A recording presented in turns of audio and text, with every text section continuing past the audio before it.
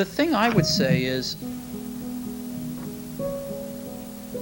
when you grow up, you tend to get told that the world is the way it is, and your life is just to live your life inside the world, try not to bash into the walls too much, try to have a nice family life, have fun, save a little money.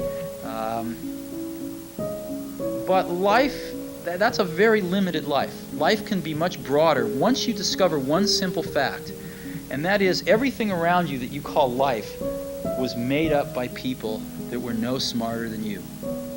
And you can change it. You can influence it. You can build your own things that other people can use.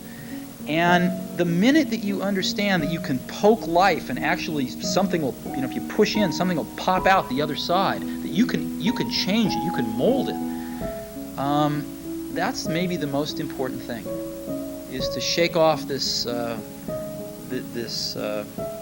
erroneous notion that life is there and you're just going to live in it, versus embrace it, change it, improve it, make your mark upon it. I think that's very important. And however you learn that, once you learn it, you'll want to change life and make it better, because it's kind of messed up in a lot of ways.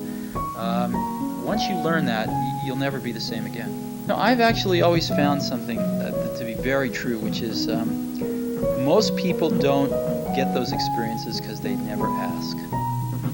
I've never found anybody that didn't want to help me if I asked them for help.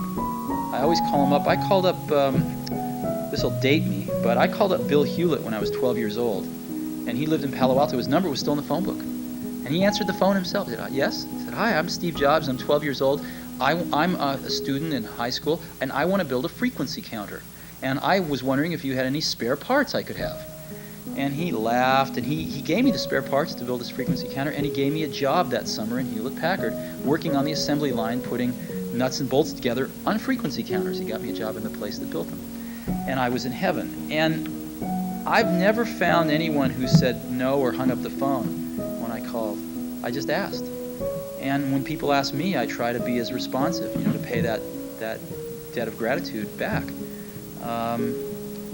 Most people never pick up the phone and call. Most people never ask. And that's what separates sometimes the people that do things from the people that just dream about them. You gotta act. And you've got to be willing to fail. You've got to be willing to crash and burn, with people on the phone, with starting a company, with whatever. If you're afraid of failing, you won't get very far.